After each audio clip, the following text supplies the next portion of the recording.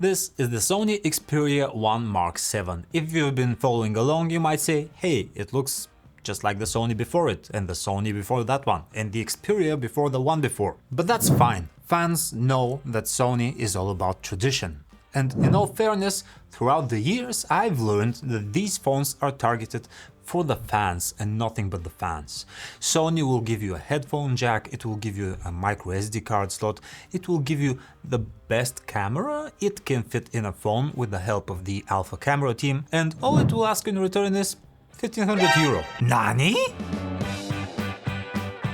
Okay, so is Sony's best good enough? And is this our last chance at trying an Xperia phone? Because word on the street is that since Xperia sales are in a free fall, they may be going the way of LG pretty soon. That's all rumors though, and we do think that Sony takes great pride in these smartphones, so it's kind of hard to believe that they may just axe them. But let's explore how good is the Sony Xperia 1 Mark 7. At first glance is the typical Sony Chocobar. Very elegant and clean, no extra bells and whistles. Thin bezels, beautiful design.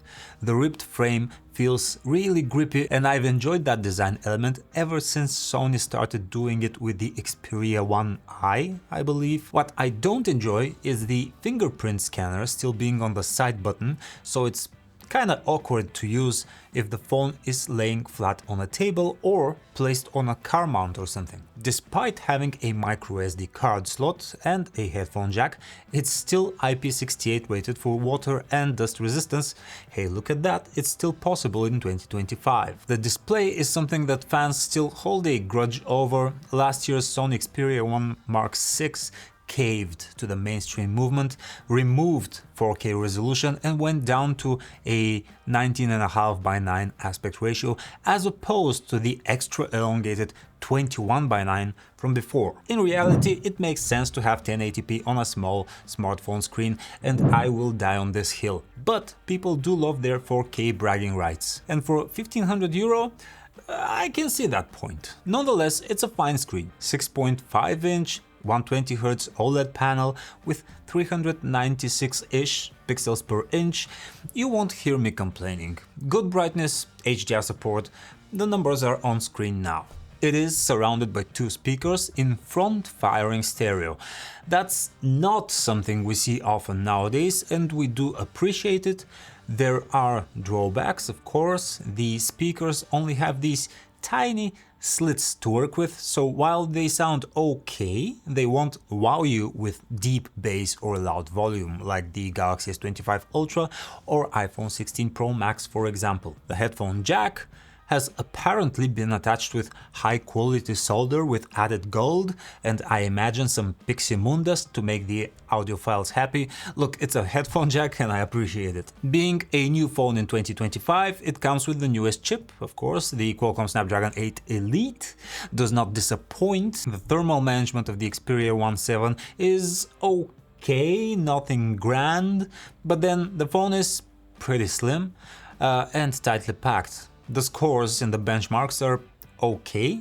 Use in real life is snappy, fast and fun. The software, as you probably know, is this super clean Android with barely any reskinning or bloat apps. Kind of fits the entire phone aesthetic of minimalism and effectiveness. There's the side handle for the always on top app launcher for multitasking, the multiple camera modes for pro users, and the game enhancer for your typical performance tuning and notification blocking while gaming. This is Android 15 out of the box, and Sony promises 4 years of Android updates and 6 years of security patches.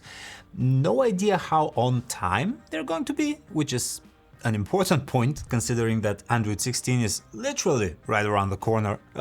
But let's talk about the camera. That is the focal point of the Xperias after all. We've got a 48 megapixel main camera. It's actually a bigger 52 megapixel sensor that's cropped in for some high-tech reasons. The ultra-wide camera has a new 48 megapixel sensor, which is also pretty large for a smartphone sensor. And the 12 megapixel zoom camera has also been upgraded. What's special about the Xperia phones is that they have true optical zoom. That means that elements inside the phone are actually moving, so the lenses give you continuous magnification between 3.5x and 7.1x now. Truly impressive tech and definitely worth bragging about. Downside? With sensors and lenses so small, the quality isn't really better than digital zoom, you know, like the ones on Samsung and iPhone. Not at all, though Sony fans will tell me differently. Just scroll down to the comments right about now. While you're down there, drop a sub and a like. Thanks. So in reality, Sony does employ some sharpening now, which is visible if you pixel peep. It also does not shy away from heavier HDR, which it did in the past. The result is that the camera is much more instant photo friendly. If you want a more unprocessed look, you can dig around in the pro features of the app. The bad news is that since Sony does not have the software expertise of other companies, you can spot some pretty amateurish mistakes in the photos, like the double seagull here. The HDR was just badly applied. The main camera is okay, sometimes kind of bad. It has that typical Sony unprocessed feel to it, which I imagine mainstream users will not be satisfied with.